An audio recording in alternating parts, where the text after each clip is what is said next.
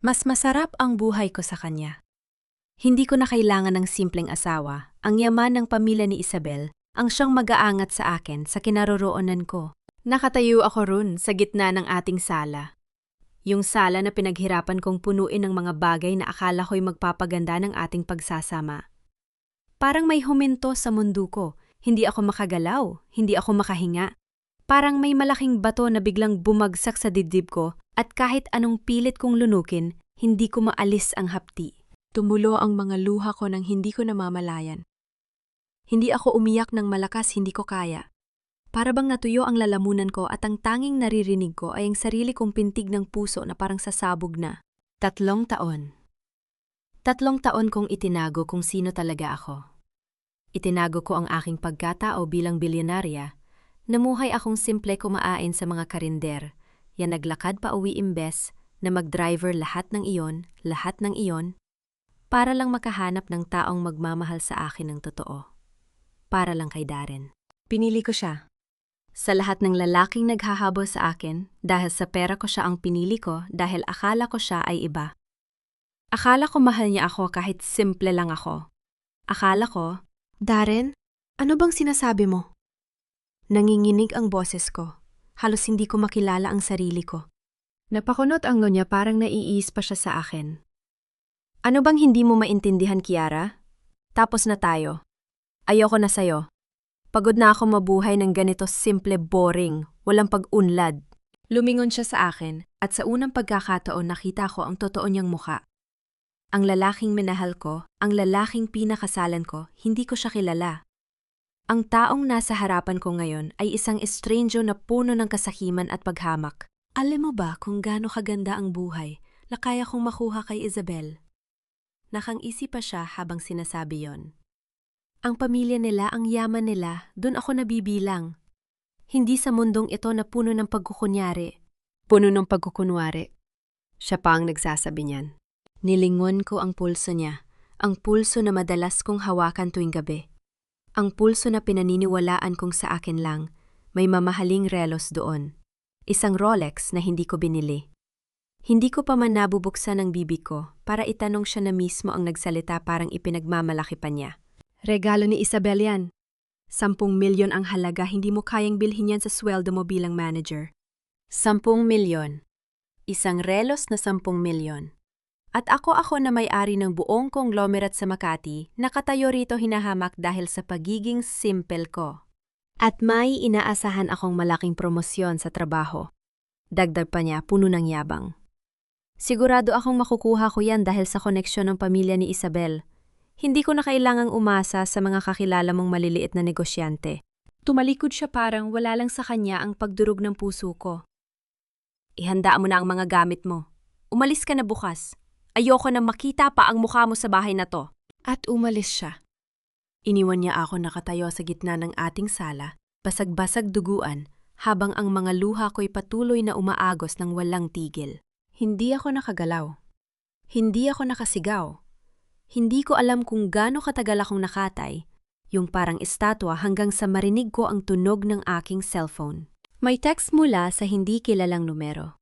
Binuksan ko ito at ang sumalubong sa akin ay isang larawan sina Darren at Isabel, magkasama sa isang mamahaling restaurant. Magkahawak ang kamay na kang-iti, parang walang pakialam sa mundo. Naka-upload pa nga yata sa social media ni Isabel. Ang sakit, hindi dahil sa larawan mismo, kundi dahil sa pagiging walang hiya niya. Hindi man lang siya nagtago, hindi man lang siya nahiya. Bago ko pa man maibaba ang phone, tumawag ang sekretarya ko. Ma'am, naalala niyo po ba ang meeting bukas ng umaga, ang quarterly review po ng buong kumpanya? Naka-schedule po kayo bilang silent observer. Tama. Bukas ng umaga. Kailangan kong pumunta sa opisina, umupo sa likod ng salamin na yon at panuorin ang lahat, kasama ng aking asawa, habang nagkukunwari akong isang simpleng manager lang, habang ang totoo ako, ang may-ari ng lahat ng nakikita nila. Pumasok sa isip ko ang lahat ng sakripisyo ko. Ang pagtatago ng pagkatao ko. Ang pamumuhay ng simple. Ang pagpili sa kanya sa kabila ng lahat ng pagsubok. Ang lahat ng iyon walang kabuluhan pala. Ako, isang bilyonarya, namamalimos ng pagmamahal sa isang lalaking walang nakikita. Kundi ang pera ng iba, hindi ako umiyak. Hindi na ako nakaiyak. Sa halip may kakaibang apoy ang sumiklab sa dibdib ko. Hindi iyong apoy ng pag-ibig, kundi apoy ng galit. Pumunta ako sa aking lihim na opisina, yung silid na hindi alam ni Darren, yung silid na nagtatago ng totoong mundo ko. Binuksan ko ang aking personal na laptop at binuksan ko ang naka-encrypt na file. Ang file na naglalaman ng lahat ng aking nalalaman, ang mga transaksyon, ang mga dokumento, ang mga taong pinagkakatiwalaan ko. Nag-type ako ng mensahe kay Ate Ramos. Simulan na natin ang investigasyon. Nayon na. Ngunit bago ko pa man maipadala, may nakita akong dokumento sa screen na nagpahinto sa akin. Isang kontrata. May pirma ni Darren. Naglilipat ng isang malaking halaga ng pera, isang halagang umaabot sa milyon-milyon sa isang account na nasa ilalim ng pangalan ni Isabel Montemayor. At ang kontratang ito, galing mismo sa aking kumpanya. Hindi lang pala ako niloko. Ninakawan na pala ako. Ang sakit na nararamdaman ko ay napalitan ng matinding galit. Isang galit na hindi ko alam na kaya ko maramdaman. Isang galit na nagpayanig sa buong pagkatao ko. Tiningnan ko ang screen at sa unang pagkakataon, naramdaman kong malinaw ang isip ko. Hindi na ako ang Kiara na nakatayong estatwa sa sala. Hindi na ako ang Kiara na namamalimos ng pagmamahal. Darren. Bulong ko sa sarili ko, ang boses ko'y puno ng determinasyon. Hindi mo lang ako niloko, ninakawan mo pa ako. At sa sandaling iyon, nagsimula ang lahat. Darren, hindi mo ba naisip na baka may magtanong saan nanggagaling ang mga bagong sasakyan at relos mo? Yun ang boses ni Isabel sa isang voice message na hindi sinasadyang napindot ko habang hawak ang phone ni Darren na naiwan niya sa mesang pangkape.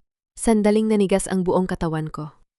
Nakaupo ako sa aking lihim na opisina, napapaligiran ng mga dokumento at ng malamig na liwanag ng laptop screen. At biglang narinig ang boses ng babaeng sumira sa aking kasal. Wala silang pakialam, sagot ni Darren sa recording. Basta't magaling ako magtrabaho, hindi nila titingnan ang pinanggalingan ng pera. Pero ang dami na nailabas mo sa kumpanya. Shh! Basta't magtiwala ka sa akin. Ang dami ko ng tao na ginugo sa pagpapasikat sa mga Villarreal. Karapat dapat na akong kumuha ng para sa akin. Napasinghap ako. Ang mga Villarreal. Ang sarili kong pangalan. Ang sarili kong kumpanya. At ang lalaking ito, ang lalaking pinakasalan ko, ay nagsasalita na parang ninakawan niya ako ng karapatan. Pinatay ko ang recording at dahan-dahang ibinaba ang phone. Hindi ako umiyak. Hindi na ako nakaiyak. Sa halip, may kakaibang kalmado ang dumating sa akin, iyong kalmado na nauuna sa isang malaking bagyo. Tumawag ako kay Ate Ramos. Kailangan kitang makita. Ngayon na. Makalipas ang 30 minuto nakaupo na ako sa harap ng abogado ko sa kanyang opisina. Si Ate Ramos, matagal ng kaibigan tagapayo at isa sa iilang tao sa mundo na nakakaalam ng aking totoong pagkatao. Nasa edad 50 kulay abo ang buhok sa mga gilid, ngunit matalim ang mga mata. Mga matang nakakita na ng lahat ng uri ng kasamaan sa mundo ng negosyo. Inilapag niya sa harap ko ang isang makapal na folder. Ma'am, Kiara, ito na ang kumpletong dokumento na nakalap natin sa loob ng 1 linggo. Mas malala pa pala sa inaakala natin. Binuksan ko ang folder. Unang pumasok sa paningin ko ang mga pekeng kontrata. Mga kasunduan na may pirma ni Darren, naglilipat ng pondo mula sa iba't ibang proyekto ng kumpanya, papunta sa mga shell company na hindi ko pa naririnig. Bawat pahina ay may selyo, may lagda, may opisyal na dokumentasyon, lahat ginawa ng may sistema, ng may plano, ng may intensyong manloko. May kabuuang 23 milyong piso ang nailabas niya sa loob ng 6 na buwan. Sabi ni Ate Ramos. Ang boses ay seryoso. At hindi lang yan. Tingnan ninyo ang susunod na pahina. Tiningnan ko, mga resibo. Mamahaling relos designer bags, sapatos, alahas, lahat binili gamit ang corporate credit card ng kumpanya. At lahat ng ito, based sa mga pirma at timestamps, ay binili ni Darren sa mga petsang sinasabi niyang may business meeting siya. Ang mga ito ay para kay Isabel, sabi ko. Hindi bilang tanong. kundi bilang pahayag. Opo, at may nakita pa po kaming mas malala. Inilabas ni Ate Ramos ang isang hiwalay na dokumento. Isang kasunduan sa pagbebenta ng lupa, isad property, na pag-aari ng kumpanya sa Tagaytay na ibinebenta sa isang presyong mas mababa sa kalahati ng market value nito. At ang bumibili isang korporasyon na pagkatapos naming itrace ay pag-aari ng pamilya ni Isabel. Ginamit niya ang kumpanya para ilipat ang mga ari-arian sa pamilya na kabit niya. Sabi ko ang boses ay kalmado pero puno ng bakal. Habang ako'y nasa bahay, nag-aabang sa kanya, nagluluto ng kanyang paboritong pagkain, nagtitiwala sa kanya ng buong buo. Hindi ako umiyak. Hindi na ako nakaiyak. Sa halip, may kakaibang apoy ang sumiklab sa dibdib ko, hindi iyong apoy ng pag-ibig, kundi apoy ng galit. May iba pa ba? Tanong ko.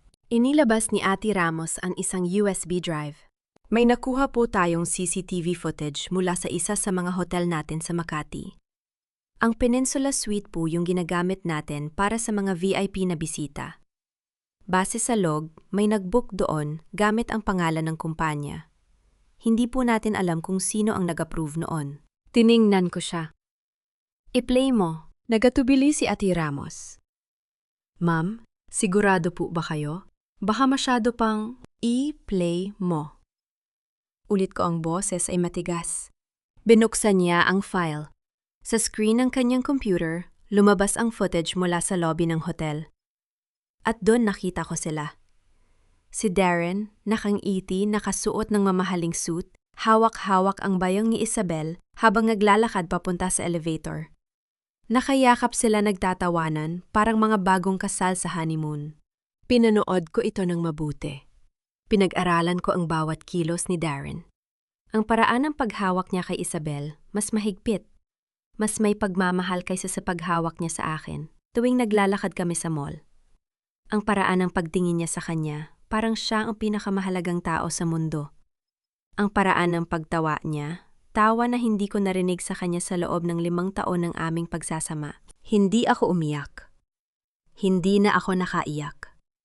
Sa halip, tiningnan ko ito ng mabuti, pinag-aaralan ang bawat kilos ng aking asawa at itinanim sa aking alaala ang bawat detalye dahil ito ang magiging sandata ko sa pagbagsak sa kanya.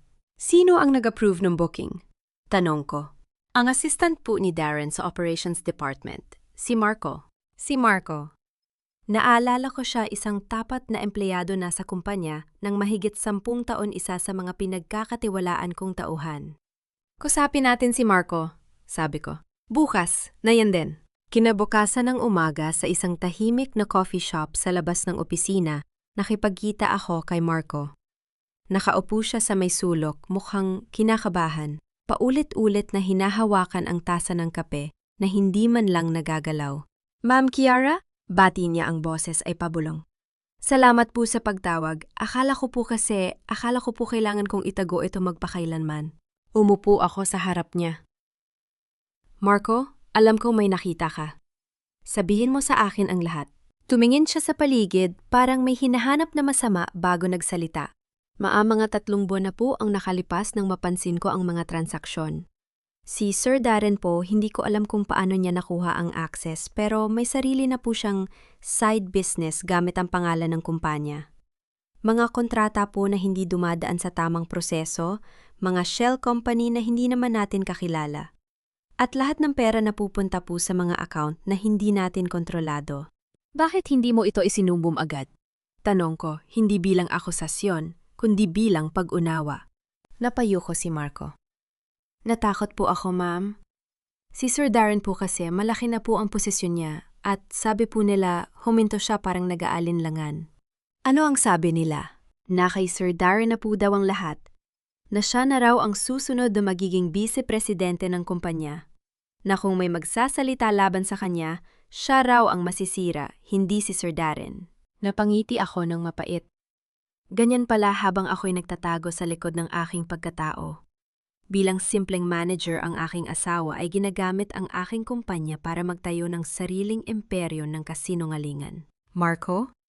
Sabi ko, ang boses ay kalmado pero may bigat. May tiwala ka ba sa akin? Tumingin siya sa akin. At sa unang pagkakataon, may ngiti ang kanyang mga mata. Opo, ma'am. Buong buo po. Magandang yun dahil kailangan kita. Kailangan ko ng tao magsasabi ng totoo kapag dumating na ang araw na harapin natin si Darren. Ma'am, handa po akong tumistiko. Kahit kailan po. Kumuha ako ng isang card mula sa aking bag at inilagay sa harap niya. Ito ang numero ng aking abogado. Tawagan mo siya kapag may bago kang nakita. At simula ngayon, huwag kang makikipag-usap kay Darren tungkol sa anumang transaksyon. Kung may itanong siya, sabihin mong dumadaan ka sa tamang proseso. Tumango si Marco, at sa unang pagkakataon may kakaibang liwanag sa kanyang mga mata. Parang may pag-asa, parang may tiwala. Salamat po, ma'am. Hindi ko po alam kung paano ninyo nalaman ang lahat ng ito pero salamat po. Hindi ako sumagot. Hindi ko pa kayang sabihin sa kanya na ako ang may-ari ng lahat ng kanyang pinagtatrabahuan. Hindi pa. Paglabas ko ng coffee shop, tumunog ang aking phone. Si Darren. Babe? Sabi niya ang boses ay parang walang nangyari. Hindi ako makakauwi mamaya. May business meeting ako sa gabi. Baka madaling araw na ako makauwi. Tiningnan ko ang oras. 1:00 ng hapon. Alam kong kasinungalingan ito. Alam kong nasaan siya kasama si Isabel sa isa sa mga hotel na pag-aari ko ginagastos ang perang ninakaw niya sa akin. Sige, ingat ka. Sagot ko ang boses ay mahinahon. Hindi nagbabago. Hindi nagpapahalata. Salamat, babe. Mahal kita. Mahal kita. Ang mga salitang yon na minsang pinanghawakan ko na, minsang pinaniwalaan ko ng buong puso ngayon, ay parang mga lason sa aking tenga. Mga salitang walang kahulugan. Mga salitang ginamit lamang para takpan ang mga kasinungalingan. Sige, ulit ko. Ingat ka. Pinatay ko ang tawag at tumingin sa malayo. Ang araw ay maliwanag, ang kalangitan ay bughaw, ngunit sa loob ko may bagyong nagtitipon. Dumating ang gabi. Nakaupo ako sa aking lihim na opisina, napapaligiran ng mga dokumento, ng mga ebidensya, ng mga piraso ng katotohanan na unti-unting bumubuo sa larawan ng pagkakanulo ng aking asawa. Pinuksan ko ang aking laptop at tiningnan ang financial records ng kumpanya. Doon sa mga numero at transaksyon, nakita ko ang pattern, ang sistematikong pagnanakaw na nangyayari sa loob ng 6 na buwan. Ang mga maliliit na halaga na unti-unting lumalaki. Ang mga shell company na nagpapalit-palit ng pangalan. Ang mga account na naglilipat-lipat ng pera. 23 milyon? At patuloy pa rin itong lumalaki. Tiningnan ko ang mga dokumento, pinag-aralan ang bawat detalye, at sa bawat pahinang binabaliktad ko mas lumalakas ang aking determinasyon. Hindi na ako ang Kiara na nakatayong estatwa sa sala. Hindi na ako ang Kiara na namamalimos ng pagmamahal. Ako si Kiara Villarreal. At oras na para ipakita ko sa kanya kung sino talaga ako. Malapit ko nang isara ang laptop nang may lumabas na bagong email. Isang abiso mula sa bangko. Transaction alert PHP $5 million. Transfer from account number XXXXXXXXXXX Kiara V. Villarreal to account number XXXXXXXXXX Montemayor Holdings Corporation. Nanigas ako. Hindi ko ginawa ang transaksyong ito. Ang account na iyon, ang personal account na ginagamit ko para sa aking lihim na pagkatao, ay hindi ko ginagalaw sa loob ng ilang buwan. At ang destinasyon, Montemayor Holdings, ang korporasyon ng pamilya ni Isabel. May taong may access sa aking personal na impormasyon. May taong gumagamit ng aking pangalan para ilipat ang aking pera sa mga kamay ng aking mga kaaway. At kung may access sila sa account na ito, gaano pa, kaya kalalim ang kanilang pagpasok sa aking buhay. Gaano pa kaya karaming impormasyon ang meron sila, ang aking pagkakakilanlan ay maaaring malantad anumang oras. At kung mangyari iyon, kung malaman ni Darren na ako ang may-ari ng lahat, ng aking planong ay magiging walang saysay. Ang lahat ng aking paghahanda ay masisira. Tininginan ko ang screen, ang mga numero na kumakatawan sa aking ninakaw na pagkatao, at sa unang pagkakataon sa gabing yon, naramdaman kong may pumintig sa aking dibdib. Hindi takot, hindi galit, kundi isang matinding determinasyon. Kung ganyan ang laro mo, Darren, bulong ko sa sarili ko, ang boses ay puno ng bakal. Sige, laruin natin. Isinara ko ang laptop tumayo at tumingin sa salamin. Ang babaeng nakatingin sa akin, hindi na siya ang Kiara na umiiyak sa sala. Hindi na siya ang Kiara na nagtitiis sa isang lalaking hindi siya mahal. Siya ang Kiara na handa nang lumaban.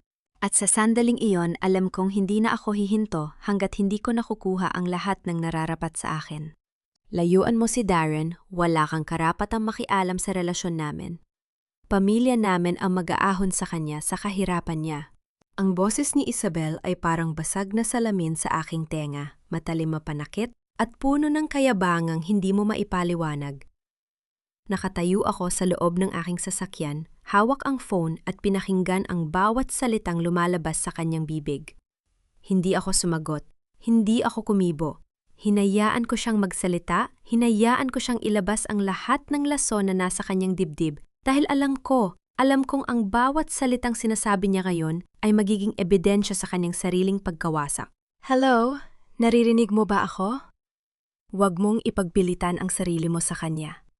Hindi kanya mahal. Hindi kanya kailanman minahal. Ang mga katulad mong simpleng babae, hindi kayo nababagay sa mundo namin. Napatitig ako sa walang laman. Ang mundo nila. Ang mundo ng mga Montemayor, isang pamilyang nalulunod sa utang, nagpapanggap na mayaman at nabubuhay sa perang ninakaw sa akin. Ang mundo nilang yon na akala nila ay mataas, ngunit sa totoo lang ay isang malaking bahay na yari sa baraha. Tatapos ka na? Mahinahon kong tanong. Natigilan siya. Hindi niya inaasahan ang aking reaksyon. Inaasahan niya sigurong iiyak ako, magmamakaawa o kaya magagalit. Ngunit wala sa mga iyon ang ginawa ko. Wala kang karapatan, Isabel? Putol ko ang boses ay malamig, ngunit hindi nagbabanta. Hindi mo kailangang mag-alala. Hindi ko siya hinahabol. Hindi ko siya kailanman hiningi. Kung gusto mo siya sa'yo, na siya. Ngunit tandaan mo, ang mga bagay na ninakaw, may kapalit palagi yan. Bago pa siya makasagot, pinatay ko na ang tawag. Ang aking kamay ay hindi nanginginig. Ang aking puso ay hindi kumakabog. Sa halip, may kakaibang kalmado, ang kalmado ng isang taong alam na ang laban ay malapit ng matapos. Tiningnan ko ang oras. 4 ng hapon. May isa pa akong dapat puntahan. 2 oras ang nakalipas, nakipagkita ako kay Marco sa isang tahimik na coffee shop sa may BGC. Umorder siya ng kape hindi niya ininom masyadong, kinakabahan para humigop. Nakaupo siya sa harap ko, ang mga kamay ay naglalaro sa gilid ng tasa. Ang mga mata ay paminsan-minsang sumusulyap sa paligid na parang may hinahanap na sumusunod sa kanya. Ma'am, Kiara?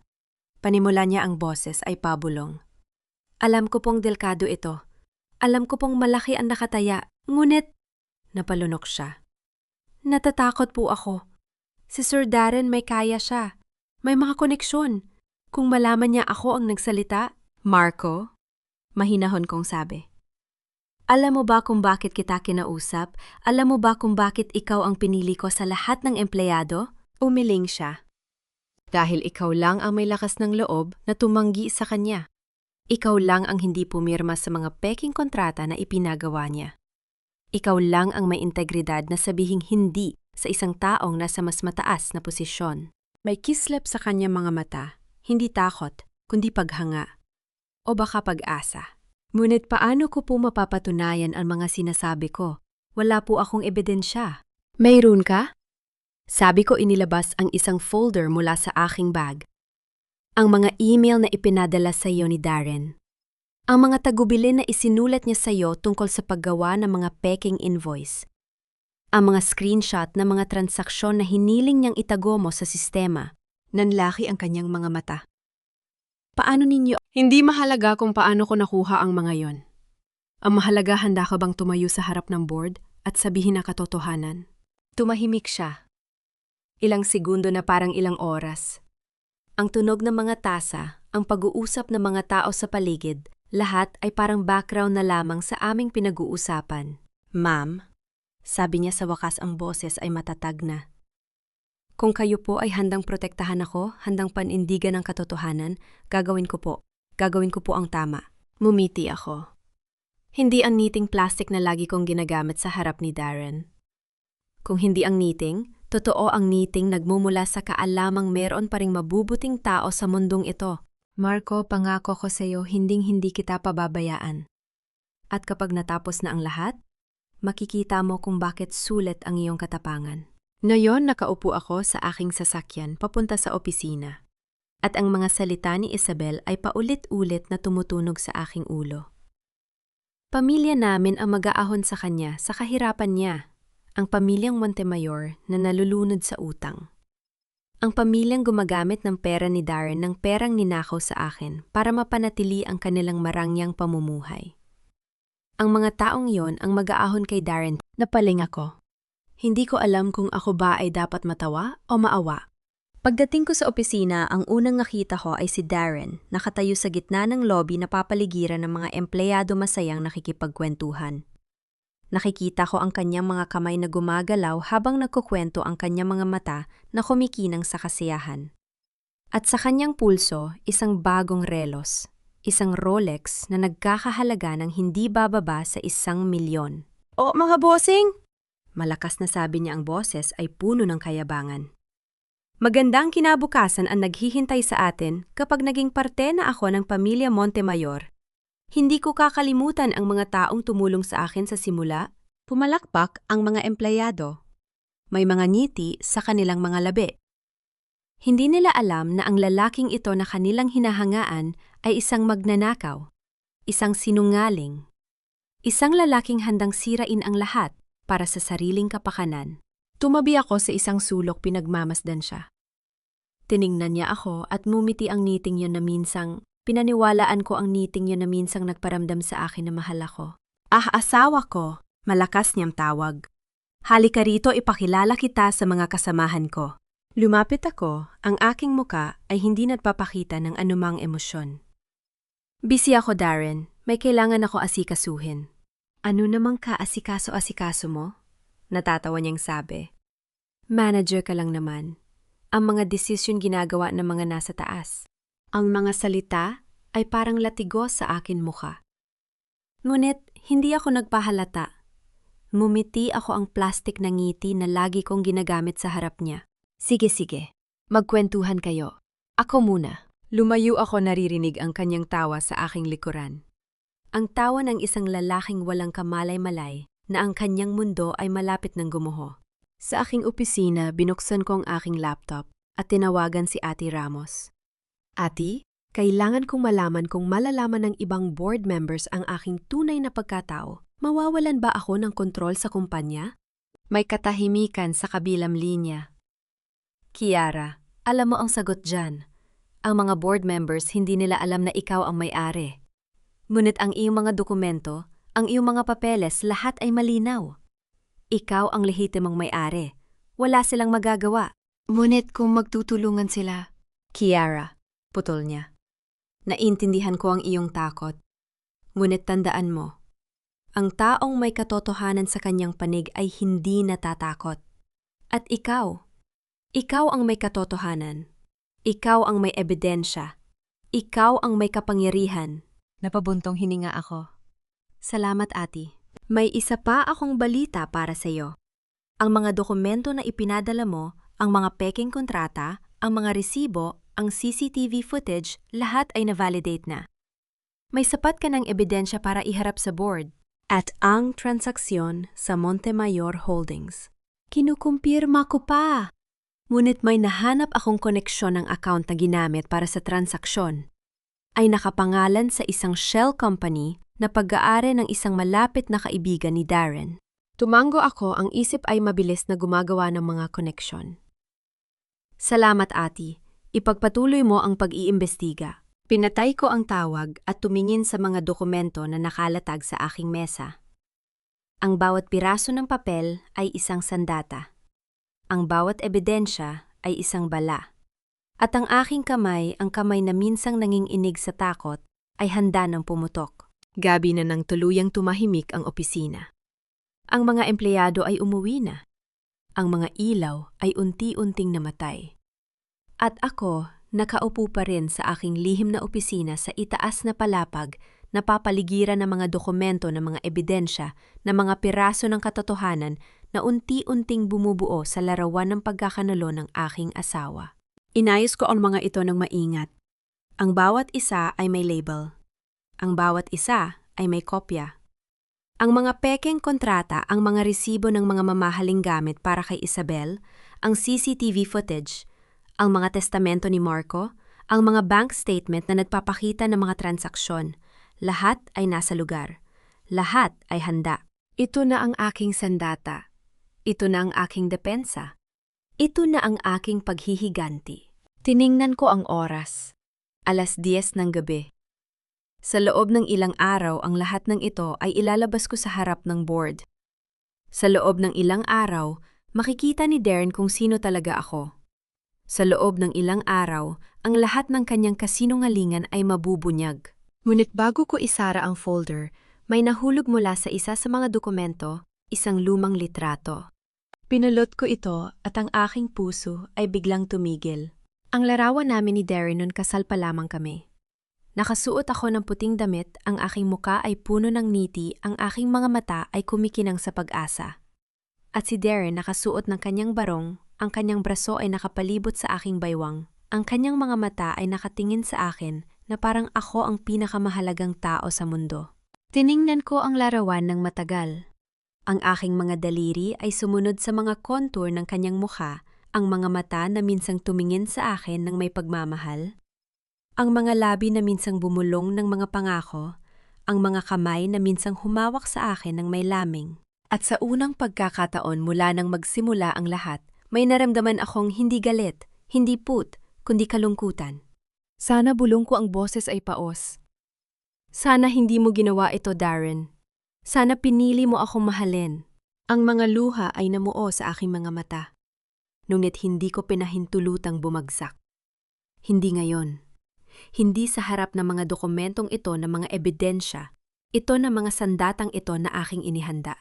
Isinara ko ang album, inilagay ang larawan sa loob ng isang drawer, at muling itinuon ang aking atensyon sa mga dokumento. Ang aking desisyon ay pinal. Hindi na ako ang Kiara na umiiyak sa sala. Hindi na ako ang Kiara na nagtitiis sa isang lalaking hindi siya mahal. Hindi na ako ang Kiara na namamalimos ng pagmamahal.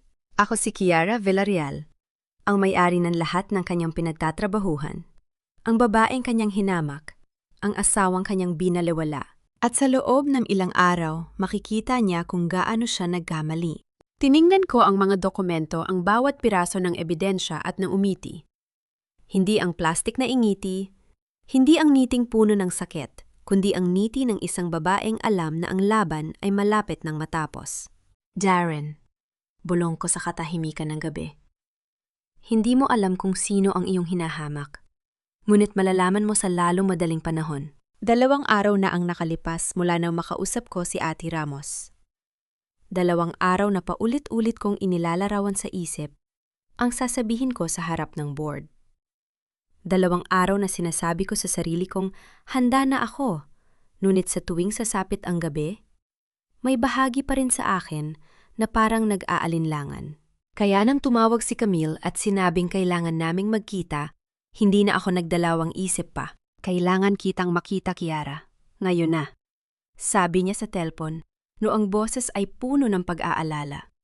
Hindi kita hahayaang mag-isa sa mga panahong ganito. Pumayag ako. Hindi dahil kailangan ko ng kasama, kundi dahil sa lahat ng taong nakapaligid sa akin, si Camille lang.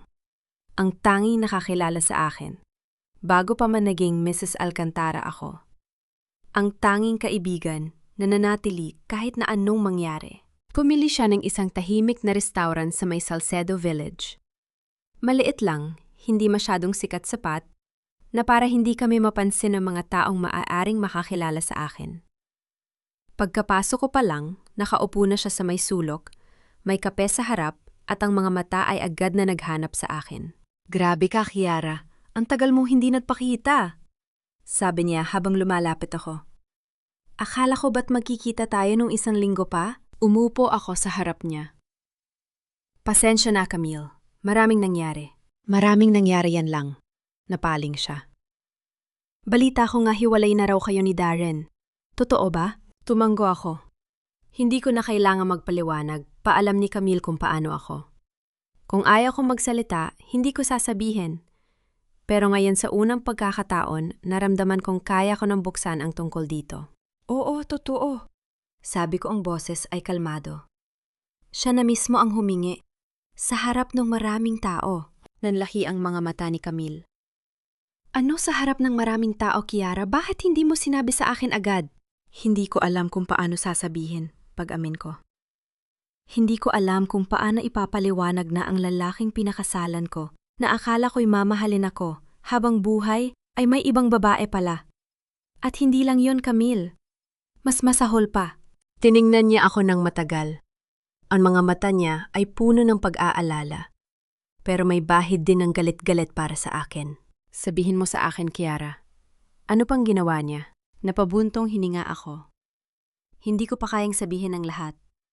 Pero sapat na upang sabihin kong hindi na ako babalik pa sa kanya. Hindi na ako magpapakatanga pa. Tumango si Camille at sa sandaling yon, hinawakan niya ang kamay ko sa ibabaw ng mesa. Ang hawak niya ay mainit puno ng pag-unawa. Kiara, makinig ka sa akin. Sabi niya, ang boses ay matatag. Hindi mo kailangan ng lalaking hindi ka kayang pahalagahan. Mas mahalaga ang sarili mo. Mas mahalaga ang dignidad mo. At kung hindi ka kayang pahalagahan ni Darren, kasalanan niya yon, hindi sayo. Naramdaman kong may kumurot sa aking dibdib. Hindi dahil sa sakit, kundi dahil sa kauna-unahang pagkakataon, may nagsabi sa akin ng katotohanan yon nang hindi ako hinuhusgahan. Alam mo, sabi niya, noong ikinasal kayo, sinabi ko sa sarili ko na sana ay maging masaya ka. Sana ay mahanap mo na ang taong karapat-dapat sa'yo. Pero ngayon nakikita ko, hindi si Darren yon. At hindi mo kasalanan na hindi siya naging sapat. Tumango ako, ang mga mata ay nagsisimula ng mabasa. Salamat, Camille. Huwag kang mapasalamat. Sabi niya nakangiti. Basta pang ako sa akin, huwag mong hayaang sirain kanya. Huwag mong hayaang isipin mong wala kang halaga dahil lang sa hindi kanya nakita. Hindi ako sumagot. Hindi ko kailangan. Ang mga salita niya ay sapat na upang paalalahanan ako kung sino ako. Pagkatapos naming kumain, naglakad kami papunta sa isang maliit na parke malapit sa restauran. Ang araw ay mainit.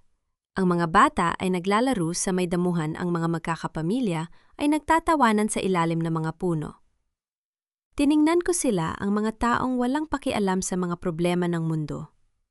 Ang mga taong masaya sa mga simpleng bagay. At sa sandaling yon may na-realize ako. Sa loob ng maraming taon ang buhay ko ay umikot kay Darren.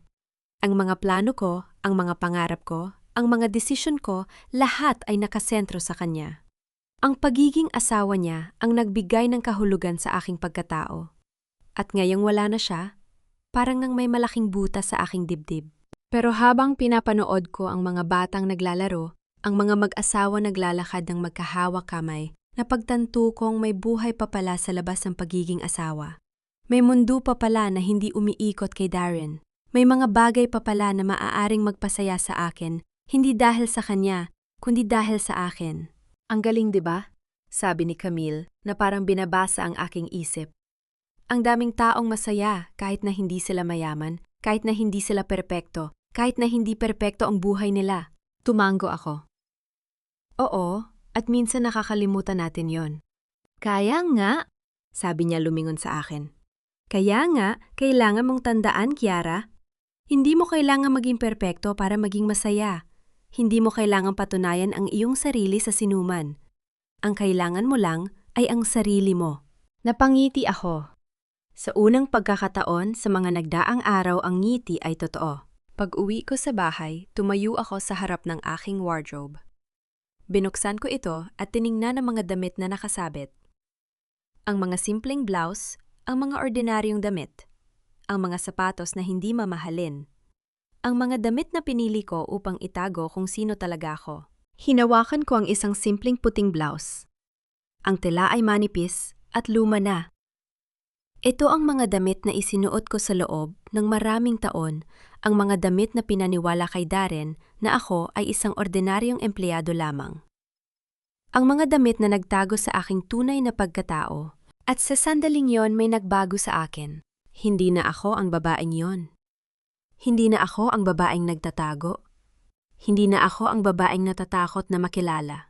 Hinubad ko ang damit na suot ko at tumayo sa harap ng salamin.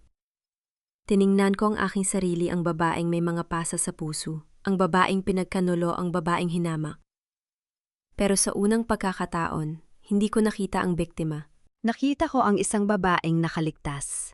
Binuksan ko ang isang kahon sa sulok ng aking wardrobe, ang kahon na hindi ko binuksan sa loob ng maraming taon. Sa loob nito ay ang mga damit na hindi ko maisuot. Ang mga damit na binili ko nung ako ay nagsisimula pa lamang ang mga damit na sumisimbolo sa kung sino talaga ako. Inilabas kong isang itim na blazer, ang tela ay makinis at mamahalin. Hinawakan ko ito nang marahan ng mga daliri ay sumunod sa mga tahi nito. Oras na bulong ko sa sarili. Oras na upang ipakita sa mundo kung sino ako. Hindi lamang sa pananamit. Hindi lamang sa panlabas na anyo. Kundi sa aking pananaw sa sarili. Hindi na ako ang Kiara na natatakot. Hindi na ako ang Kiara na nagtatago. Hindi na ako ang Kiara na nagpapakumbaba sa harap ng isang lalaking hindi siya karapat-dapat. Ako si Kiara Villarreal. At oras na upang ipakita iyon. Habang hawak ko pa ang blazer, biglang tumunog ang aking telepon. Tiningnan ko ang screen, si Ate Ramos. Sagot kita. Sabi ko ang boses ay matatag. Kiara? Sabi niya ang boses ay seryoso. Kumpirmado na ang meeting sa board. Sa susunod na linggo na ito, Lunes 9:00 ng umaga. Tumango ako kahit na hindi niya ako nakikita. Salamat, Ate. Handa ka na ba? Tanong niya. Hindi ako nagdalawang isip. Handa na ako. Pinatay ko ang tawag at tumingin sa salamin. Sa unang pagkakataon, nakita ko ang isang babaeng malakas. Hindi isang biktima. Hindi isang taong naghihintay ng kaligtasan. Isang babaeng handa ng lumaban. Ngumiti ako, hindi ang plastik na ngiti, hindi ang ngiting puno ng sakit, kundi ang ngiti ng isang babaeng alam na ang laban ay malapit ng matapos. Tiningnan ko ang oras. 11:00 ng gabi. Sa loob ng isang linggo, ang lahat ay magbabago. Sa loob ng isang linggo, makikita ni Darren kung sino talaga ako. At sa sandaling iyon, may narinig akong tunog sa labas. Tunog ng sasakyan. Lumapit ako sa bintana at tumingin sa labas. Isang itim na kotse ang huminto sa harap ng aming bahay. Ang pinto ay bumukas at may lumabas isang lalaking pamilyar ang tindig. Si Darren. Bumalik siya. Naramdaman kong tumibok na mabilis ang aking puso, pero hindi dahil sa takot. Hindi dahil sa saya, kundi dahil sa galit, ang galit na matagal kong itinago, ang galit na sa loob ng maraming taon ay hindi ko pinakawalan. Narinig ko ang pagbukas ng pinto ng bahay, ang mga yabag niya sa hagdan. Hindi siya kumatok. Hindi siya nagpaalam. Diretso lang siyang pumasok sa kwarto, ang kwartong minsan naming pinagsaluhan, ang kwarto ngayong ay puno ng mga alaala ng kanyang pagtataksil. Pinalingan niya ako, ang mga mata ay malamig at walang pakialam. Hindi man lang siya nagtaka na gising pa ako, hindi man lang siya nagtanong kung kumusta ako. Kailangan ko ng pera. Sabi niya, ang boses ay utos. May kailangan akong bayaran. Tiningnan ko siya ng matagal. Ang lalaking ito, ang lalaking minsang nangako sa akin ng habang buhay, ay nakatayo sa harap ko, hindi man lang ako tinitingnan bilang asawa, bilang tao, bilang isang taong may damdamin. Inutusan niya ako. Parang isa akong katulong, parang wala akong halaga. Darren, sabi ko, ang boses ay kalmado. 11:00 na ng gabi.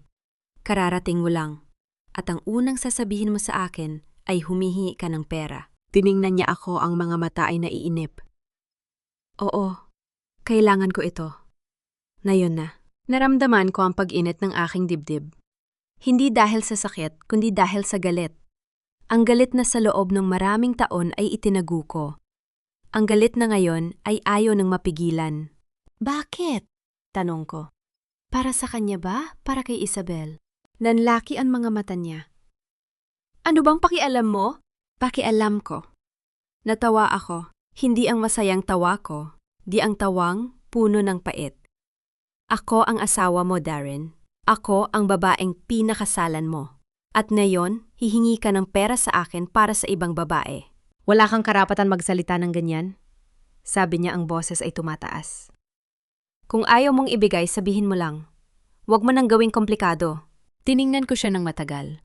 Sa sandaling yon nakita ko siya ng malinaw ang lalaking walang hiya. Ang lalaking walang konsensya. Ang lalaking hindi ako nakikita bilang tao. At sa sandaling iyon, alam kong handa na ako. Darren, sabi ko ang boses ay matatag. Sa Lunes may meeting ako sa board. At sa meeting na iyon, makikita mo ang totoo. Naguguluhan siyang tumingin sa akin. Anong sinasabi mo? Makikika mo. Ulit ko nakangiti, hindi ang plastic na ngaiti, kundi ang naiti ng isang babaeng alam na ang katapusan ay malapit na. Sa Lunes makikita mo kung sino talaga ako. At sa Lunes makikita mo kung gaano ka nagkamali. Tumitig siya sa akin, ang mga mata ay puno ng pagkalito. Pero hindi na ako nagpaliwanag pa. Hindi na kailangan. Sa Lunes makikita niya ang lahat. Lunes na ang meeting, pero sigurado ka bang kaya mong harapin ang katotohanan? Na kaya mong panindigan ang lahat ng pinaghandaan mo? Hindi ako kumibo. Naramdaman ko lang ang pagtigas ng aking panga habang nakatitig sa salamin. Ang babaeng nakikita ko, hindi na siya ang Kiara na sunod-sunuran. Hindi na siya ang babaeng naghihintay ng pagmamahal mula sa isang lalaking hindi marunong magpahalaga. Kaya ako bulong ko sa sarili. Pero sa totoo lang, may bahagyang pag-aalinlangan sa aking dibdib. Hindi dahil sa natatakot ako kay Darren, kundi dahil sa tanong na hindi ko maiwasang itanong sa sarili. Ano kaya kung ginawa kong sapat ang lahat? Ano kaya kung minahal ko siya ng tama? Mabilis kong iniling ang ulo. Hindi na ako magpapaapekto sa mga paano kong na yon. Ang totoo, sapat na ang ibinigay ko. Sapat na ang tiwala, sapat na ang sakripisyo. At ngayon, oras na upang protektahan ang sarili ko. Kinuha ko ang aking bag at lumabas ng bahay. Ang umaga ay malamig at ang araw ay sumisikat na parang senyales na may bagong simula. Pero hindi ako magpapadala sa sentimental na pakiramdam. May trabaho akong dapat tapusin. Unang destinasyon ko, isang tahimik na coffee shop sa may BGC. Doon ako nakipagkita kay Marco, ang dating assistant ni Darren na nakasaksi ng lahat ng pandaraya nito sa kumpanya. Nang pumasok ako, nakaupo na siya sa sulo, nakayuko at tila kinakabahan. Nang makita ako, mabilis siyang tumayo at bahagyang yumuko. Ma'am Kiara, bati niya ang boses ay panginginig. Umupo ka, Marco, sabi ko, habang umuupo sa harap niya. Kumusta ka na? Okay naman po, sagot niya, pero halata ang kaba sa kanyang mga mata. Napapasalamat po ako sa tulong ninyo sa akin. Kung hindi dahil sa inyo, baka wala na akong trabaho ngayon. Tumango ako. Alam ko mahirap ang hinihiling ko sa'yo. Ang magtestigo laban kay Darren, hindi ito madaling hakbang. Napayo ko siya. Opo, alam ko po. Pero hindi ko po makakalimutan ang ginawa niya sa akin. Inakusahan niya ako ng pagnanakaw ako na hindi naman kailanman kumuha ng kahit isang sentimo sa kumpanya. Sinira niya ang pangalan ko. Napatingin siya sa akin, ang mga mata ay matatag. Kaya po handa ako magsalita.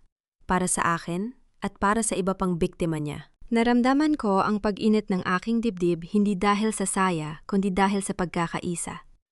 Hindi ako nag-iisa sa laban na ito. Salamat, Marco. Sabi ko, ang boses ay seryoso. Hindi ko sasayangin ang iyong katapangan.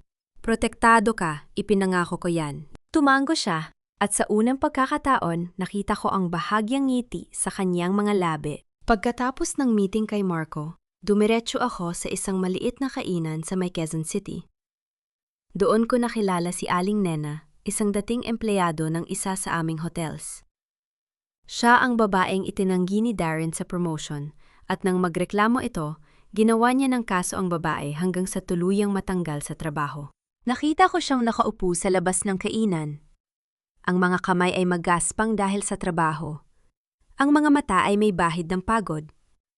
Nit nang makita ako, tumayo siya at numiti. Ma'am Kiara, bati niya, ang boses ay magalang. Salamat po at pinuntahan ninyo ako. Aling Nena, sabi ko. Hawak ang kanyang mga kamay. Pasensya na at inabala ko kayo. Hindi po kayo nakakaabala. Sagot niya. Sa totoo lang po, natutuwa ako na may taong handang makinig sa akin. Sa loob ng 2 taon, walang naniwala sa akin. Lahat sila sina Darren, ginaa akong sinungaling. Naramdaman ko ang pagtiris ng aking puso. Alam ko, Aling Nena, At ipinapangako ko sa inyo hindi na mauulit yan. Handa ba kayo magsalita sa harap ng board? Tumango siya, ang mga mata ay puno ng determinasyon. Opo, handa na po ako. Sa loob ng 2 taon, naghintay ako ng pagkakataon upang ipakita ang katotohanan. Ngayon na po yon. Napangiti ako, hindi ang plastik na naiti, kundi ang naiti ng isang taong nakakita ng liwanag sa gitna ng dilim. Pagkatapos ng 2 meetings, bumalik ako sa opisina. Ang lobby ay abala sa mga empleyadong nagmamadali, ngunit hindi nila ako napapansin, at iyon ang gusto ko. Sa mga sandaling ito, mas mainam na manatiling invisible. Naglalakad ako patungo sa elevator, nang bigla kong marinig ang isang pamilyar na boses. Oh, Kiara! Napahinto ako. Hindi ko na kailangang lumingon pa, alam ko kung sino yon. Si Darren. Bumaling ako sa kanya at nakita ko siyang nakatayo na may niting puno ng pang-aalipusta. Nakaayos ang kanyang damit. Hawak ang isang mamahaling relos na alam kong hindi niya kayang bilhin gamit ang kanyang sweldo. Magaling ka na bang mag-isa, tanong niya? Ang boses ay may halong tukso.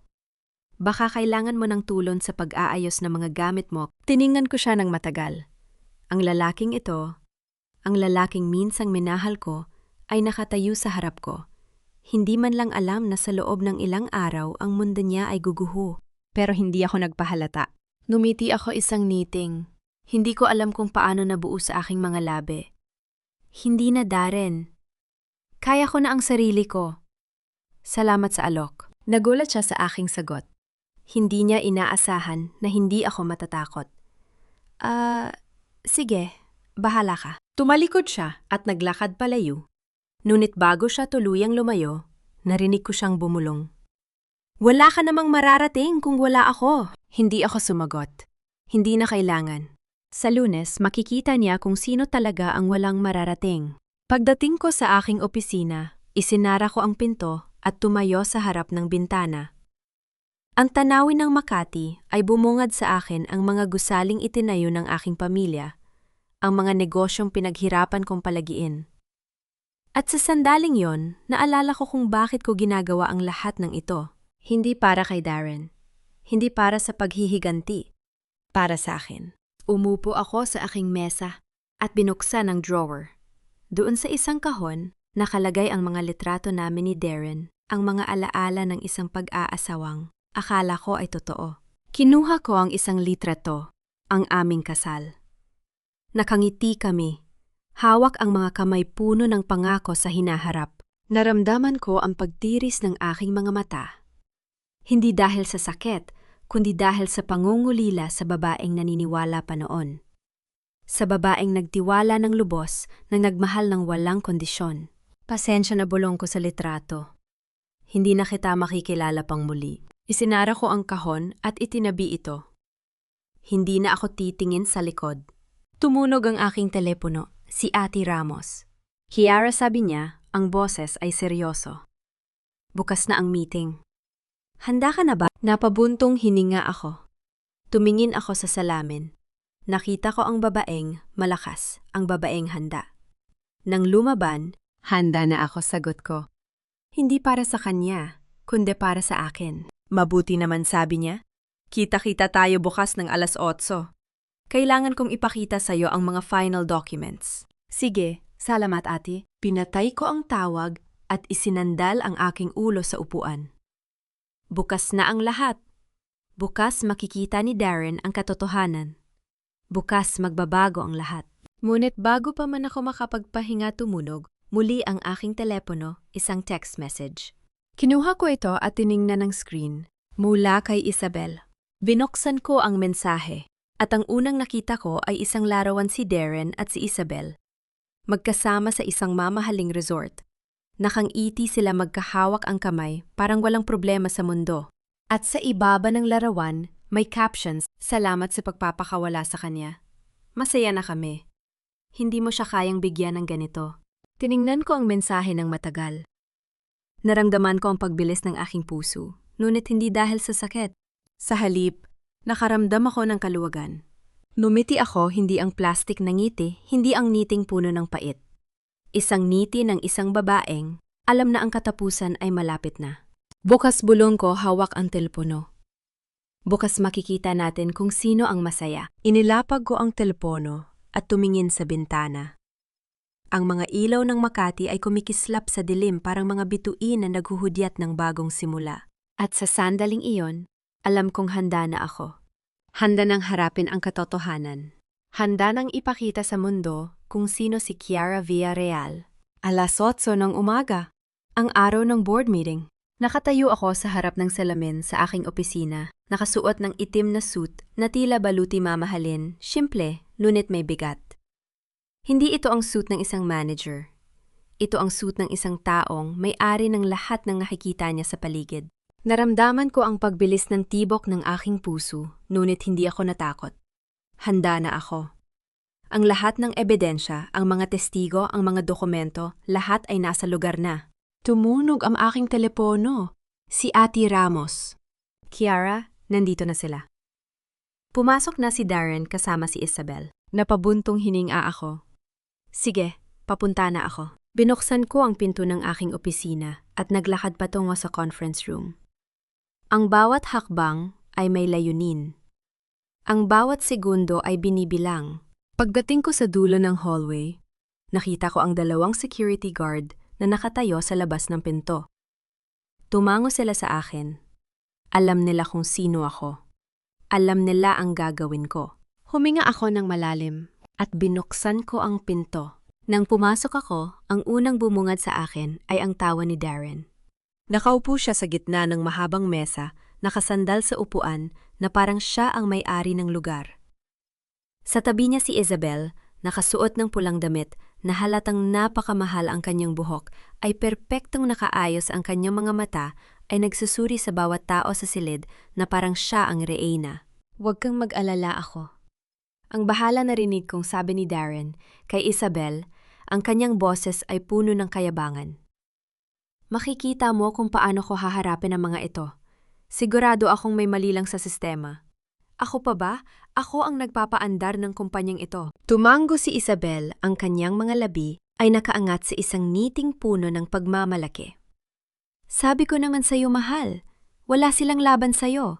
Kung alam lang nila kung sino ang kausap nila. Naramdaman ko ang lamig sa aking dibdib. Ang lalaking ito, ang lalaking minsang minahal ko ay nakaupo doon, nagmamayabang. Hindi man lang alam na sa loob ng ilang minuto ang mundo niya ay guguho. Hindi ako nagpahalata. Naglakad ako ng tahimik, ang aking mga takong ay pumapalakpak sa sahig ng marmol. Ang bawat tao sa silid ay unti-unting napansin ang aking presensya. Ang mga board members ay tumingin sa akin, ang ilan ay nagtataka, ang ilan ay tila may alam na. Ngunit hindi ako tumingin sa kanila. Tumingin ako kay Darren, at sa wakas nakita niya ako. Kiara napakunot ang kanyang ang kanyang boses ay may halong pagkalito.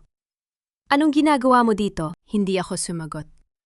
Nagpatuloy lamang ako sa paglalakad patungo sa dulo ng mesa sa upuan na walang nakaupo ang upuan na nakalaan para sa chairman. Nakita ko ang mga mata ni Darren na sumunod sa akin. Nakita ko ang kanyang ngiti na unti-unting naglaho nang maupo ako sa upuan. Kiara, anong nagsimula siya? Ngunit naputol ang kanyang pagsasalita nang makita niya ang mga board members na tumayo isa-isa bilang paggalang sa akin. Si Isabel ay tumingin kay Darren. Ang kanyang mga mata ay puno ng pag-aalala. Darren, anong nangyayari? Ngunit hindi makasagot si Darren. Nakatitig lamang siya sa akin. Ang kanyang bibig ay bahagyang nakabuka, ang kanyang mga kamay ay nanginginig na. Umupo ako sa upuan ng chairman. Tumingin ako sa lahat ng nasa silid, ang mga board members, ang mga abogado. Si Otin Ramos na nakaupo sa aking kanan at sa wakas si Darren at si Isabel. Mga minamahal kong kasamahan, simula ko ang aking boses ay kalmado, ngunit may bigat. Ako si Kiara Villarreal. Ako ang may-ari ng conglomerate na ito. Narinig ko ang paghinyal ni Isabel. Nakita ko ang mukha ni Darren na namutla, ang kanyang mga mata ay lumaki sa hindi makapaniwalang tingin. At ngayon, patuloy ko inilapag ang isang folder sa mesa, may ilang bagay akong naisipakita sa inyo. Binuksan ko ang folder at inilabas ang mga dokumento, ang mga ebidensya ng pagnanakaw, ang mga pekeng kontrata, ang mga transaksyon na hindi na itala sa libro, ang mga resibo ng mga mamahaling regalo na binili gamit ang pera ng kumpanya. Sa nakalipas na 6 na buwan, patuloy ko ang aking boses ay matatag may isang tao sa silid na ito, na gumamit ng kanyang posisyon upang magnakaw sa kumpanya. Gumawa siya ng mga peking kontrata, naglabas ng mga pondo ng walang otorisasyon at ginamit ang pera ng mga empleyado at ng kumpanya para sa kanyang personal na kapakanan. Tumingin ako kay Darren ng diretso. Darren Alcantara, ito ang mga ebidensya ng iyong mga kasalanan. Ang katahimikan sa silid ay nakabibinging. Ang bawat tao ay nakatingin kay Darren na ngayon ay nakatayo na ang kanyang mga kamay ay nakapatong sa mesa ng inig. Hindi totoo yan. Sigaw niya, ang kanyang boses ay basag. Kiara, ano bang pinagsasabi mo? Ako ang asawa mo. Paano mo? Wala kang karapatang tawagin akong asawa? Putol ko, ang aking boses ay malamig. Hindi mula nung araw na isinama mo ang babaeng yan sa harap ko at sinabing mas masarap ang buhay mo sa kanya. Nakita ko ang mukha ni Isabel na namutla. Sinubukan niyang tumayo. Ngunit tila ba nanigas ang kanyang mga paa. Ngunit hindi kita kinukulong dahil sa pagtataksil. Darren, patuloy ko, ang aking mga mata ay hindi kumukurap. Kukulong kita dahil sa pagnanakaw. Ang lahat ng ito ay ilalabas ko sa korte. Hindi mo ito magagawa. Sigaw ni Darren, ang kanyang boses ay puno ng desperasyon. May koneksyon ako. Kilala ako ng mga tao sa korte. Hindi mo ako kayang... Umupo ka, Darren. Ang boses ni Ate Ramos ay pumutol sa kanyang pagsasalita. Tumayo ang abogado, hawak ang isang stack ng mga papeles. Nasa harap mo ang mga notarized na dokumento, ang mga testigo na handang magsalita at ang kumpletong record ng iyong mga transaksyon. Wala kang laban. Tumingin si Darren kay Isabel. Isabel, sabihin mo sa kanila ang pamilya mo, ang mga koneksyon mo. Sabihin mo sa kanila kung sino ako. Ngunit si Isabel ay tila ba natulala. Tumingin siya kay Darren, pagkatapos ay sa akin, pagkatapos ay sa mga board members na nakatingin sa kanya ng may paghamak. At sa wakas, tumayo siya. Isabel, tawag ni Darren, ang kanyang boses ay nagmamakaawa. Ngunit hindi siya nito tiningnan. Tiningnan niya ako at sa unang pagkakataon, nakita ko ang takot sa kanyang mga mata. Hindi ako kasali dito, sabi niya, ang kanyang boses ay nanginginig. Wala akong alam sa mga ginagawa niya. Isabel, sigaw ni Darren, ang kanyang muka ay puno ng sakit at galit. Paano mo masasabi yan, mahal? Kita, ginawa ko ang lahat para sa'yo. Ngunit tumalikod na si Isabel. Binuksan niya ang pinto at lumabas, iniwan si Darren, nag-iisa sa gitna ng mga board members na nakatingin sa kanya ng may paghama. Naramdaman ko ang bigat ng sandaling yon. Ang lalaking minsang, minahal ko, ang lalaking nanloko sa akin, nagnakaw sa akin at tumalikod sa akin ay nakatayo na ngayon. Nag-iisa ang kanyang mundo ay gumuho sa harap ng kanyang mga mata. Tumingin siya sa akin, ang kanyang mga mata ay puno ng put at desperasyon. Hindi mo ito magagawa sa akin? Sigaw niya, ang kanyang boses ay puno ng pagbabanta. Pamilya ako ni Isabel May. Koneksyon sila, ma. Kikita mo, babalik ako. Hindi mo ako kayang patalsikin. Tumango ako sa mga security guard. 2 lalaki ang lumapit kay Darren at hinawakan siya sa mga braso. Ngunit bago pa man siya tuluyang mailabas, tumingin ako sa kanya ng diretsyo. Ang pamilya ni Isabel, tanong. Ang aking boses ay kalmado, ngunit may nakatagong kahulugan. Sigurado ka bang mayaman sila? Baka gusto mong malaman kung saan nanggagaling ang pera nila. Napahinto si Darren. Tumingin siya sa akin, ang kanyang mga mata ay naghahanap ng sagot. At sa unang pagkakataon, nakita ko ang takot, ang tunay na takot sa kanyang mga mata. Ano-ano ang ibig mong sabihin, bulong niya. Mumiti ako, hindi ang plastic na niti, hindi ang niting puno ng pait. Isang niti ng isang babaeng may hawak ng lahat ng baraha. Makikita mo, Darren, sabi ko. Sa tamang panahon, inilabas siya ng mga security guard. Ang pinto ay sumara ng may malakas na tunog. At ako ay nakaupo pa rin sa upuan ng chairman. Ang lahat ng mga board members ay nakatingin sa akin, ng katahimikan ay puno ng paggalang at paghanga. Huminga ako ng malalim. Ang laban ay hindi patapos, malayo pa. Ngunit sa sandaling yon, naramdaman ko ang isang bagay na hindi ko naramdaman sa mahabang panahon. Kalayaan. Hindi ko alam kung gaano katagal ako nakatayo sa harap ng bintana ng opisina ko. Ang tanawin ng Makati sa ibaba, mga ilaw na kumikislap, mga sasakyang nagmamadali, parang isang mundong malayo sa akin. Kanina lamang, winasa ko ang mundo ni Darren sa harap ng lahat. Ngayon, narito ako tahimik, hinihigop ang bigat ng lahat ng nangyari.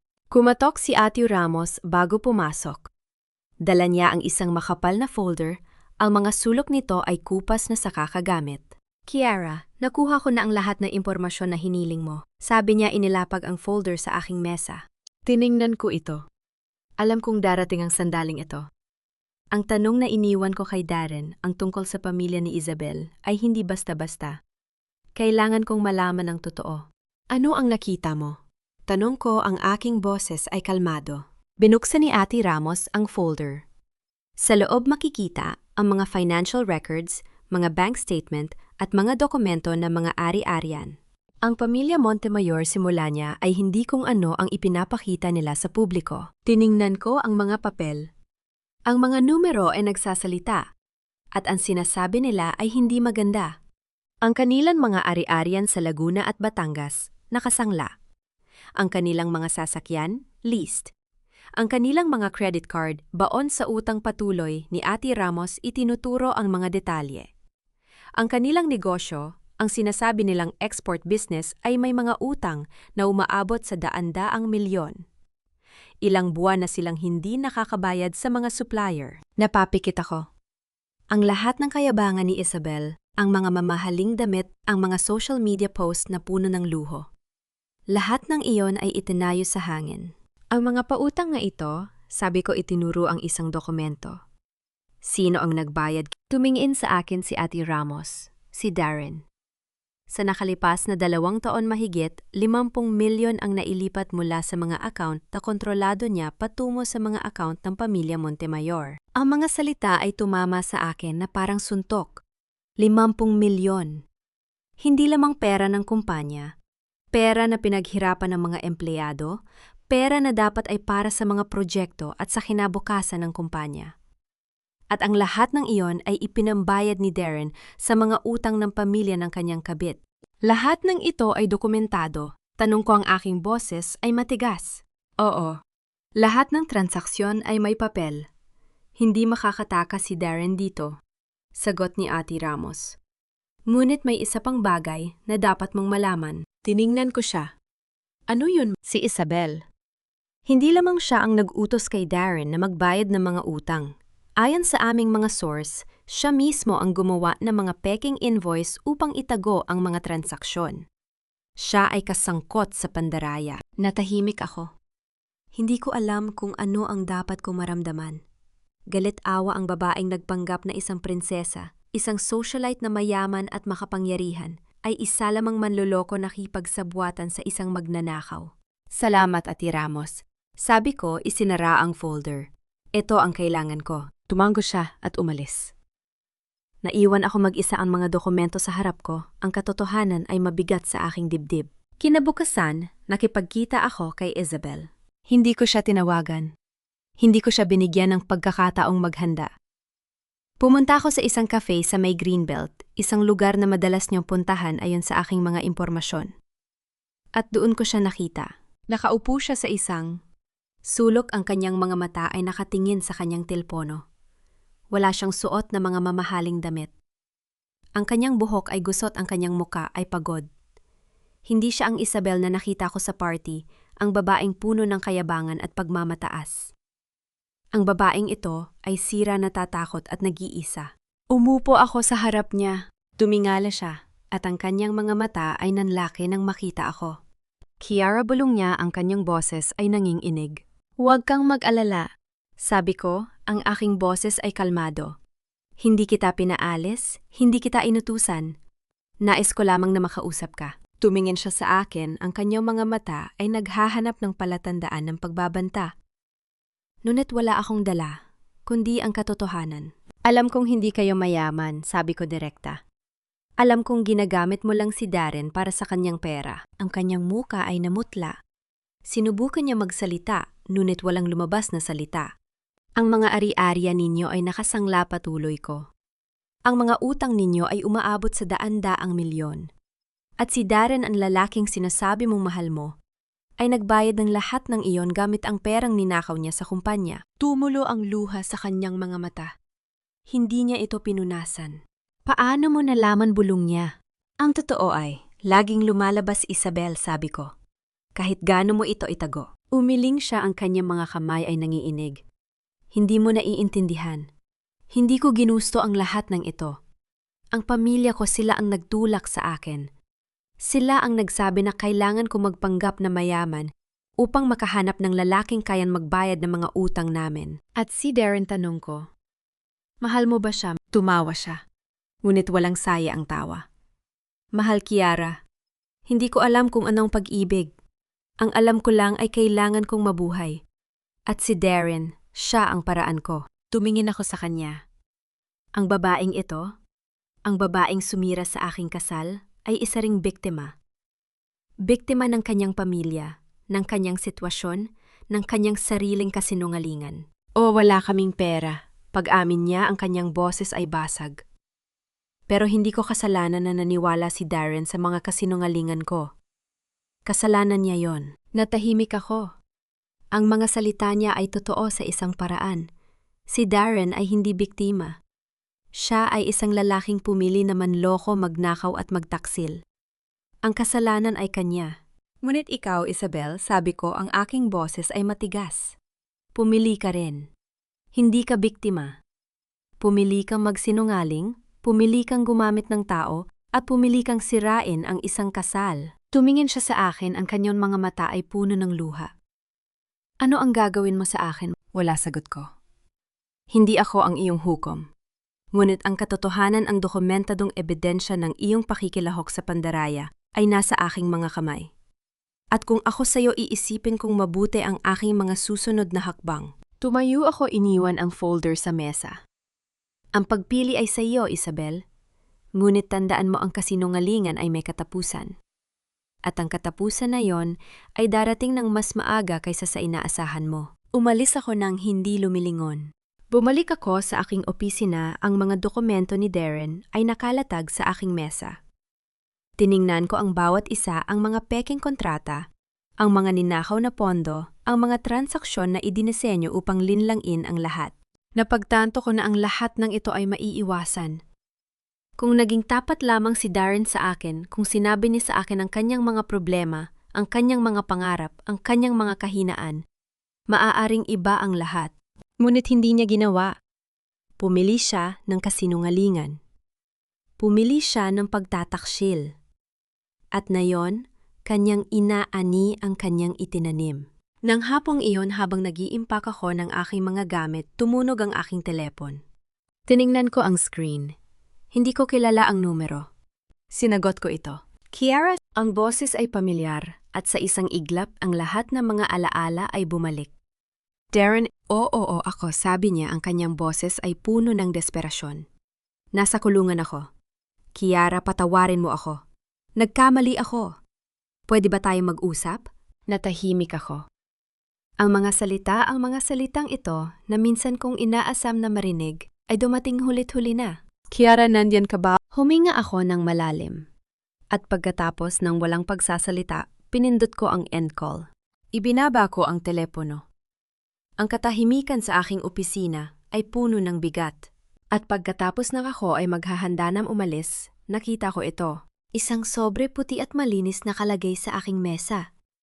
Hindi ko alam kung sino ang naglagay nito. Binuksan ko ito. Sa loob, isang lumang larawan.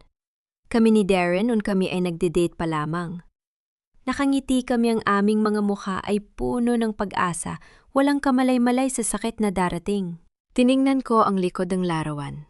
May nakasulat doon sa sulat kamay ni Darren. Sana hindi ko ito sinayang. Tiningnan ko ang larawan ng matagal. Ang mga alaala, ang mga ngiti, ang mga pangako, ang mga panaginip. Lahat ng iyon ay nasa harap ko. Ngunit hindi ako umiyak. Sa halip numiti ako, ngunit may bahid ng lungkot. Sana nga, Darren, bulong ko. Sana nga. Makalipas ang 3 buwan, nakatayo ako sa harap ng malaking bintana ng aking opisina sa pinakamataas na palapag ng aming gusali sa Makati. Ang tanawin ng lungsod sa ibaba ay tila isang dagat ng mga ilaw at posibilidad. Hindi na ako nagtatago. Hindi na kailangan.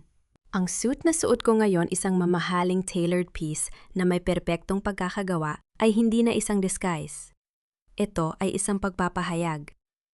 Ako si Kiara Villarreal, ang may-ari ng conglomerate na ito. At sa wakas buong tapang kung tinatanggap yon. May kumatok sa pinto. Pasok, sabi ko nang hindi lumilingon. Ma'am Villarreal, sabi ng aking sekretarya. Narito na po si Marco. Tumalikod ako at nimumiti. Pakiusap papasukin siya. Pumasok si Marco, ang dating staff na nakita kong nagpupumilit na buhay, inang kanyang pamilya, habang tahimik na ginagawa ang kanyang trabaho. Nayon nakasuot siya ng maayos na barong, ang kanyang postura ay mas kumpiyansa kaysa nung una ko siyang makilala. Ma'am Kiara, bati niya bahagyang yumuyuko. Gusto ko lang pong magpasalamat sa pagkakataon na ibinigay ninyo sa akin. Hindi ko po alam kung paano ko kayo masusuklian. Marco, tumayo ka ng tuwid, sabi ko papalapit sa kanya. Hindi mo kailangang magpasalamat. Karapat-dapat ka. Napalunok siya, ang kanyang mga mata ay may luhang nagbabanta. Pero ma'am, kung hindi dahil sa inyo, hindi ko alam kung nasaan ako ngayon. Ang aking anak ang kanyang operasyon. Ang iyong anak ay gumaling dahil ikaw ay isang mabuting ama, putol ko. At ang iyong promosyon ay hindi isang pabor. Ito ay batay sa iyong kakayahan at kasipagan. Napanood kita, Marco. Alam kong gaano kakahirap magtrabaho kahit na walang nakatingin. Tumingin siya sa akin, ang kanyang mga mata ay puno ng pasasalamat. Salamat po, ma'am. Hindi ko po ito makakalimutan. Huwag mong kalimutan na tumulong sa iba kapag ikaw naman ang nasa posisyon, sabi ko. Iyon ang tunay na kahulugan ng tagumpay. Numiti siya at tumango. Gagawin ko po, ma'am. Ipinapangako ko. Pagkatapos nim umalis, tumayo ako sandali sa aking opisina. Iniisip ang mga salitang iyon. Ang tagumpay, ang tunay na tagumpay, ay hindi nasusukat sa pera o posisyon. Ito ay nasusukat sa kung paano mo ginagamit ang iyong kapangyarihan upang iangat ang iba. Nang gabing iyon, nagpasya akong maglakad pa uwi. Hindi sa pamamagitan ng aking sasakyan, kundi sa paglalakad. May isang park malapit sa aming opisina. Isang lugar na madalas kong daanan noong ako ay nagtatago pa lamang ng aking pagkatao. Habang naglalakad ako sa park, nakita ko ang isang matandang mag-asawa na magkasamang naglalakad. Ang lalaki ay may hawak na tungkod. Ang babae ay maingat na sumusuporta sa kanya. Sila ay mabagal maglakad, ngunit ang kanilang mga ngiti ay puno ng kasiyahan. Huminto ako at pinanood sila. May isang bagay sa kanila na nakakagaan ng loob. Magandang gabi po, bati ng matandang babae nang makita ako. Magandang gabi po, tugon ko. Ilang taon na po ba kayong kasal? Tumawa ang matanda. 40 taon na, anak. 40 taon. At mahal niyo pa rin ang isa't isa, tanong ko. Ang aking boses ay may bahid ng pagkamanga. Tiningnan ng matanda ang kanyang asawa. Ang kanyang mga mata ay puno ng pagmamahal. Ang pag-ibig, anak, ay hindi nasusukat sa kung gaano kaganda ang iyong singsing o kung gaano kamahal ang iyong bahay. Ito ay nasusukat sa kung paano mo pinipili ang iyong kapareha araw-araw, sa kabila ng mga pagsubok, sa kabila ng mga pagkakamali. Tumango ako, ang kanyang mga salita ay tumatak sa aking puso. Salamat po, yun po ay isang magandang payo. Wala yun, anak. Sabi ng matandang babae, hinawakan ng aking kamay. Darating din ang tamang tao para sa'yo. Huwag mang madaliin. Ngumiti ako, ngunit hindi ako sumagot. Hindi ko kailangan ng tamang tao. Sa ngayon, kailangan kong matutunan na maging kumpleto sa aking sarili. Pagkatapos ng paglalakad, nagpasya akong bumisita sa aking mga magulang. Matagal ko na silang hindi nakikita. Hindi dahil sa hindi ko sila mahal, kundi dahil sa aking trabaho at sa aking pagtatago. Ngunit na yon, gusto kong maglaan ng oras para sa mga taong mahalaga sa akin. Ang bahay ng aking mga magulang ay isang simpleng tahanan sa Quezon City, ang lugar kung saan ako lumaki, kung saan natutunan kong mang-arap. Nang dumating ako, ang aking ina ay nasa kusina nagluluto ng paborito kong ulam. Kiara, sigaw niya nung makita ako. Bakit hindi mo sinabi na darating ka na? Gusto ko lang magulat, inay. Sabi ko, niyakap siya nung mahigpit. Miss na miss ko kayo ni Itay. Naku anak lagi ka, namang abala sabi niya, ang kanyang boses ay may bahid ng pagsusumit. Pero nandito ka na, at yon ang mahalaga. Lumabas ang aking ama mula sa kanyang silid na kasuot ng kanyang pambahay na damit. Ang aking anak na bilyonary, yabiro niya. Ano ang nadala sa iyo dito? Hindi ba pwedeng bisitahin ko lang kayo? Sagot ko, niyakap siya. Hindi lahat ng pagbisita ay may dahilan. Mabuti naman sabi niya tinapik ang aking balikat. Dahil minsan nakakalimutan ng mga anak na ang mga magulang ay tumatanda na. Natahimik ako. Totoo ang kanyang mga salita. Sa loob ng maraming taon, inilaan ko ang aking sarili sa pagtatago ng aking pagkatao sa pagprotekto sa aking sarili mula sa mga taong maaaring samantalahin ako. Ngunit sa proseso, nakalimutan kong pahalagahan ang mga taong laging nandyan para sa akin.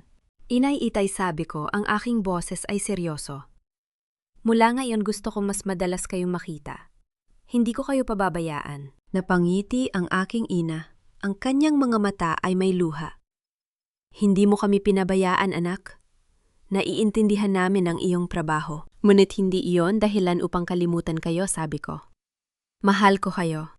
At gusto kong ipakita yon hindi sa pamamagitan ng pera, kundi sa pamamagitan ng aking oras. Niyakap ako ng aking ama ng mahigpit. Yun lang ang gusto namin, Kiara. Ang iyong presensya. Ang iyong pagmamahal. Nang gabing iyon, kumain kami ng sama-sama isang simpleng hapunan ng adobo sinigang at mga kwento ng nakaraan. Walang mga mamahaling plato, walang mga serbisyong sobra. Ngunit sa mga sandaling iyon, naramdaman ko ang isang bagay na hindi ko naramdaman sa loob ng mahabang panahon. Ang kapayapaan.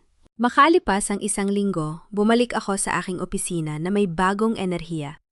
May proyekto akong gustong simulan, isang bagay na hindi lamang para sa aking kumpanya, kundi para sa mga nangangailangan. Ma'am, ang iyong team ay handa na, sabi ng aking sekretarya. Pumasok ako sa conference room kung saan ang aking mga executive ay naghihintay. Tiningnan ko ang bawat isa sa kanila, mga taong nagtrabaho ng husto, mga taong naniniwala sa aking paningin. Mga Ginoo at binibini, simula ko may ipapakita ko sa inyong bagong proyekto. Binuksan ko ang presentation, isang scholarship program para sa mga estudyanteng nangangailangan. Hindi lamang ito isang programa. Ito ay isang pangako. Isang pangako na gagamitin ko ang aking kayamanan upang baguhin ang buhay ng iba. Ang kayamanan ay hindi para sa sarili lamang, sabi ko, ang aking boses ay matatag. Ito ay para sa pagtulong sa iba. Ito ay para sa pagbibigay ng pagkakataon sa mga taong walang boses. Ang aking team ay tumango, ang kanilang mga mukha ay puno ng suporta. Sang-ayon kami, ma'am, sabi ng isa sa kanila. Ano ang unang hakbang? Gusto kong magsimula tayo sa mga probinsya, sabi ko. Ang mga estudyanteng walang akses sa dekalidad na edukasyon. Ang mga batang may pangarap ngunit walang paraan upang abutin ang mga ito. Sa mga sumunod na linggo, inilaan ko ang aking sarili sa proyektong ito. Nakipagkita ako sa mga paaralan, nakipag-usap sa mga guro, nakinig sa mga kwento ng mga estudyante. Ang bawat kwento ay nagpaalala sa akin kung bakit ko ginagawa ito, hindi para sa papuri, kundi para sa pagbabago. Isang hapon habang tinitingnan ko ang mga dokumento ng scholarship program sa aking opisina, may kumatok sa pinto. Pasok, sabi ko nang hindi tumitingin. Magandang umaga, ma'am. Tumingala ako. Sa harap ng pinto ay nakatayo ang isang lalaki, mukhang nasa kanyang huling bahagi ng 20s, nakasuot ng maayos na damit, may dalang briefcase. Ang kanyang ngiti ay mainit at propesyonal. Ako si Adrian, pagpapakilala niya. Ang bagong finance manager. Mumiti ako pabalik. Nararamdaman ng isang kakaibang kalmado sa kanyang presensya. Magandang umaga, Adrian. Welcome sa team. Salamat, ma'am. Sabi niya lumapit sa aking mesa. Narinig ko ang tungkol sa inyong scholarship program. Gusto ko sanang makatulong kung maaari. Tiningnan ko siya, ang kanyang mga mata ay tapat. Sa unang pagkakataon sa mahabang panahon, hindi ako nakaramdam ng pag-aalinlangan. Hindi ko alam kung ano ang dadalhin ng hinaharap, ngunit sa sandaling yon naramdaman kong handa akong harapin ito. Sige, sabi ko. Itinuro ang upuan sa harap ko. Umupo ka. Marami tayong pag-uusapan. Isang taon na ang lumipas. Ang hangin sa labas ng aking opisina ay tila mas magaan, mas malinis. Ang tanawin ng Makati na dati, inagsisilbing paalala ng aking mga itinatagong lihim na yon, ay tanawin na ng mga pangarap na natutupad hindi lamang para sa akin, kundi para sa marami pang iba. Nakaupo ako sa conference room na papaligiran ng aking team. Sa harap namin ay ang mga presentasyon ng pagpapalawak ng scholarship program hindi na lamang sa mga probinsya, kundi pati na rin sa mga urban poor communities. Ang aking puso ay puno ng sigla sa bawat ngiti ng aking mga kasamahan, sa bawat ideyang ibinabahagi nila. Nadarama kong ito ang tamang direksyon ng aking buhay. Ma'am, kung magpapatuloy tayo sa ganitong bilis, maabot natin ang target natin 5,000 scholars sa susunod na taon. Sabi ni Marco na ngayon ay isa ng senior manager. Ngumiti ako. Hindi lamang natin naabutin ang target, Marco. Lalampasan natin ito. Ang bawat batang matutulungan natin ay isang hakbang tungo sa mas magandang kinabukasan. Nang matapos ang pulong, bumalik ako sa aking opisina. Habang inaayos ko ang mga dokumento sa aking mesa, may kumatok sa pinto. Pasok, sabi ko. Pumasok si Adrian, dala ang isang folder. Ang kanyang presensya ay tila nagdadala ng liwanag sa silid, hindi sa pamamagitan ng malakas na ingay, kundi sa pamamagitan ng kanyang tahimik na kumpiyansa at mainit na ngiti. Ma'am, na-finalize ko na ang budget proposal para sa scholarship expansion. Sabi niya, inilapag ang folder sa aking mesa. Ngunit bago yan naisip ko, baka gusto ninyong mag-lunch, hindi tungkol sa trabaho, para lang magkakilala tayo ng mas mabuti. Natigilan ako. Sa loob ng 1 taon, naging magkaibigan kami ni Adrian, profesional magalang at puno ng respeto. Ngunit sa kanyang imbitasyon, may kakaibang tono. Hindi ito tungkol sa trabaho. Ito ay tungkol sa pagkilala sa isa't isa bilang mga tao. Sige, sagot ko. Hindi ko alam kung bakit mabilis ang aking puso. Saan mo gusto? May alam akong maliit na restaurant malapit sa may ilog. Simple lang, ngunit masarap ang pagkain na kangiting, sabi niya. Kung payag kayo, ma'am, tawagin mo na lang akong Kiara. Sabi ko, naramdaman ang pag-init ng aking mga pisngi. Sa labas ng opisina, wala ang titulo. Tumango siya, ang kanyang mga mata ay kumikislap.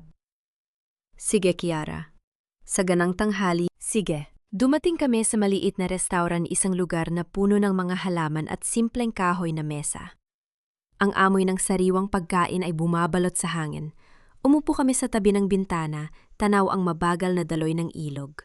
Alam mo, simula ni Adrian, habang hinihintay ang aming order nung una akong pumasok sa kumpanya. Akala ko makikita ko bilang isang bilyonarya na hindi malapitan. Ngunit mali ako. Ano ang ibig mong sabihin, tanong ko, interesado.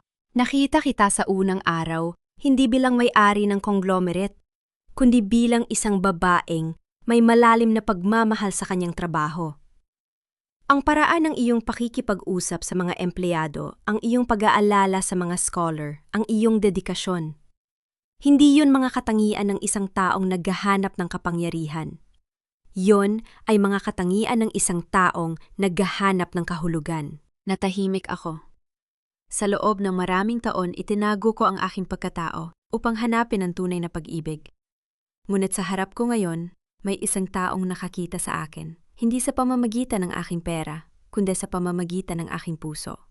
Salamat, Adrian. Sabi ko, ang aking boses ay puno ng emosyon. Hindi mo alam kung gaano kahulugan ng mga salitang iyon sa akin. Sinabi ko lamang ang totoo, sagot niya. At gusto kong makilala ka, pa hindi bilang boss, kundi bilang Kiara. Ang babaeng may pangarap, may takot, may pag-asa. Kung papayag ka, ngumiti ako.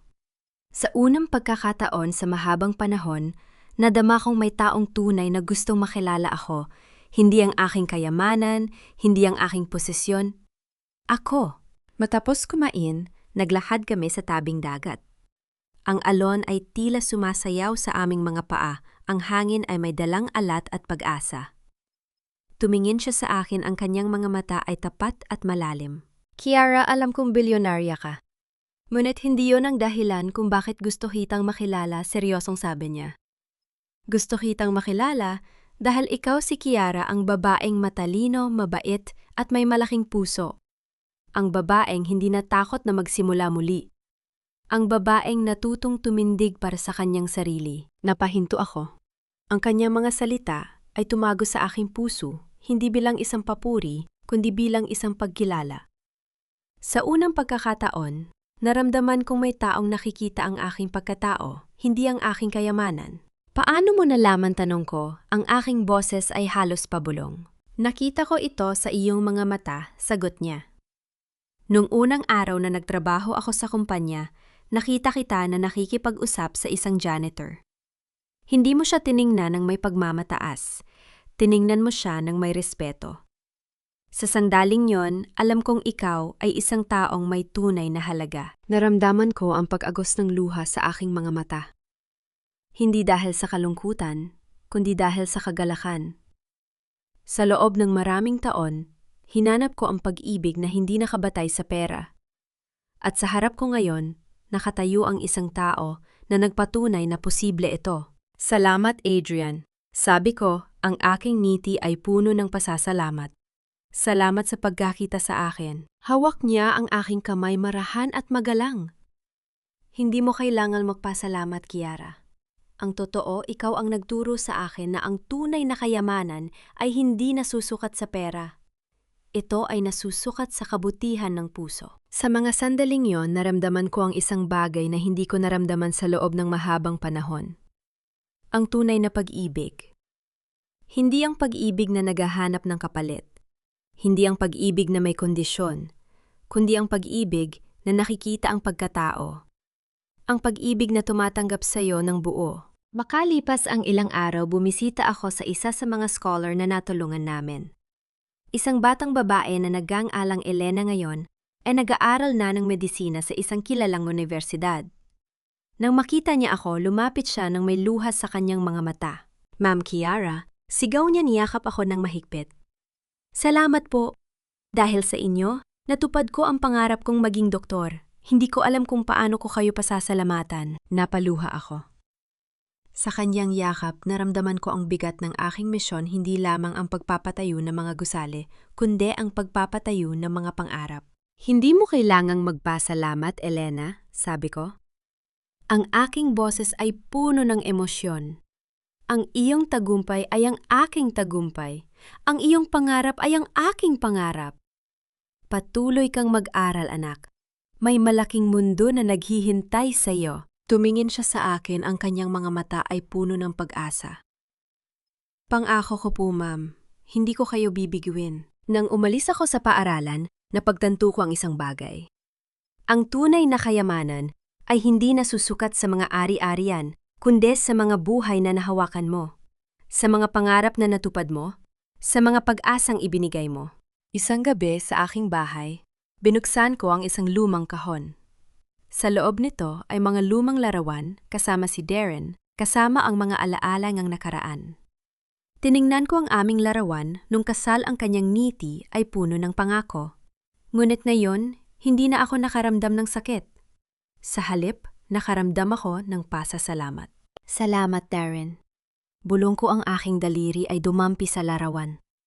Kung hindi mo ako pinagkanulo, hindi ko matutuklasan ang aking sarili. Hindi ko matutuklasan ang aking lakas. Hindi ko matutuklasan ang tunay na pag-ibig. Isinara ko ang kahon, hindi na may bigat sa aking puso, kundi may kapayapaan. Ang nakaraan ay bahagi ng aking kwento. Ngunit hindi ito ang nagtatakda ng aking wakas. Kinabukasan, habang naghahanda ako para sa isang pulong, nagring ang aking telepono. Si Adrian. Kiara, masayang, sabi niya. Gusto mo bang manood niyang scene mamaya? May bagong pelikula na mukhang maganda? Bumiti ako, nararamdaman ang init sa aking puso.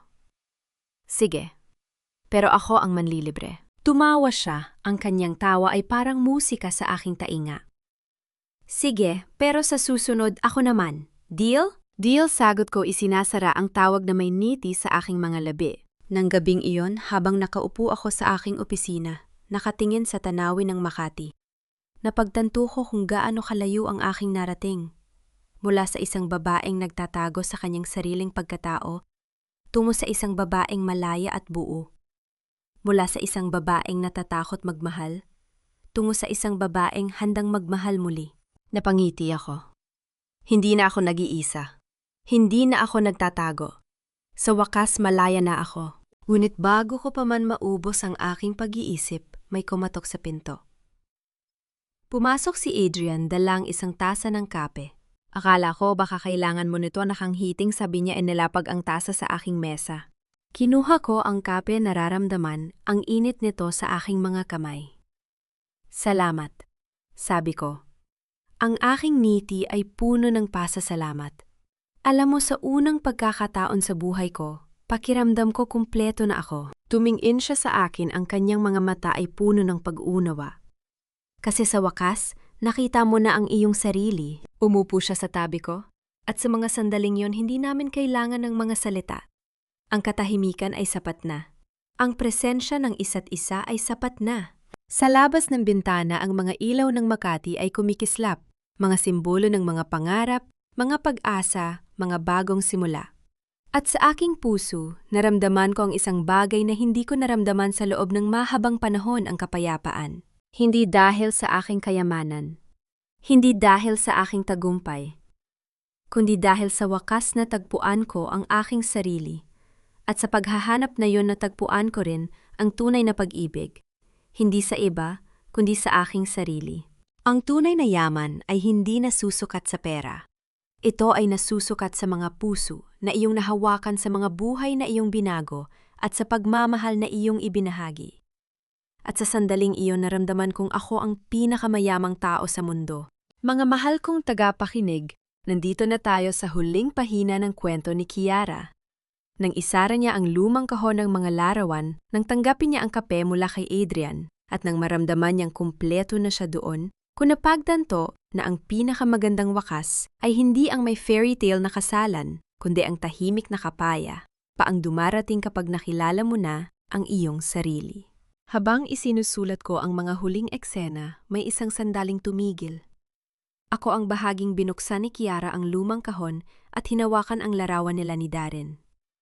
Sa totoo lang, habang inilalagay ko sa papel ang tagpong, yun naisip ko, hindi ba't lahat tayo ay may kanya-kanyang lumang kahon, mga larawan, mensahe, regalo, mga bagay na minsang ay pinagmulan ng ating ngiti, lunit, naging dahilan din ng ating pagluha.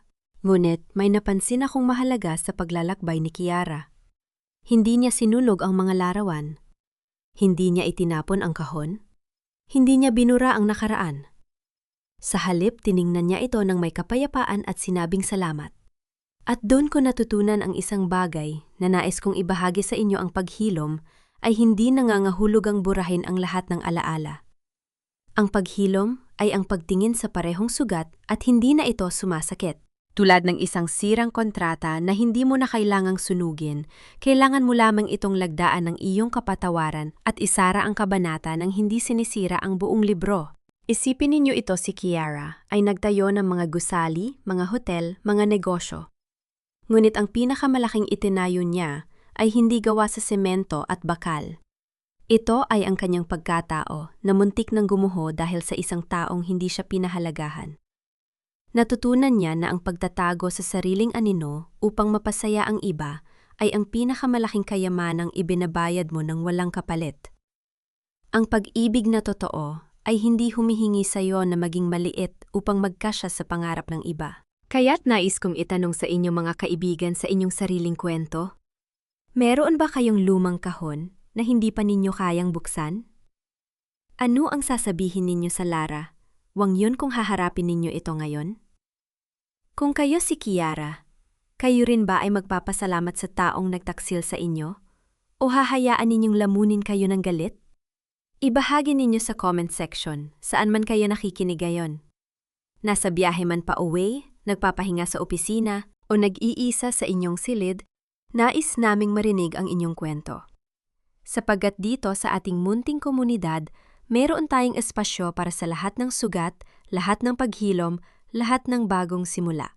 Huwag kalimutang i-like at i-share ang kwentong ito sa mga taong maaaring nangangailangan ng paalala na ang pagtataksil ay hindi katapusan kundi isang liko lamang patungo sa mas magandang daan. Nawai gabayan kayo ng liwanag sa inyong paglalakbay. Nawai maging matapang kayo upang harapin ang inyong nakaraan at maging bukas upang tanggapin ang pag-ibig na nararapat sa inyo. Hanggang sa muli nating pagkikita sa susunod na kwento, mga minamahal kong tagapakinig. Ingatan ninyo ang inyong mga puso. Pamagat ng kwento, ang lumang kahon ng mga alaala. Ang kwentong ito ay isinulat na hango sa mga totoong karanasan ng buhay, iniaalay sa lahat ng mga nakaranas ng pagkakanulo, nawa ay maging matatag silang harapin ang bukas. Paalala, ang lahat ng tauhan at pangyayari sa kwentong ito ay katang-isip lamang at hindi naglalayong manira o manghusga ng sinuman. Nilikha ang kwentong ito para sa layuning pang-aliw at pagpapalaganap ng positibong mensahe. Ito ay isang natatanging likha na binigyang buhay inedit at sinuri ng aming koponan. Ang karapatang-ari nito ay pagmamay-ari ng channel na ito, mangyaring wag i-re-upload ng walang pahintulot.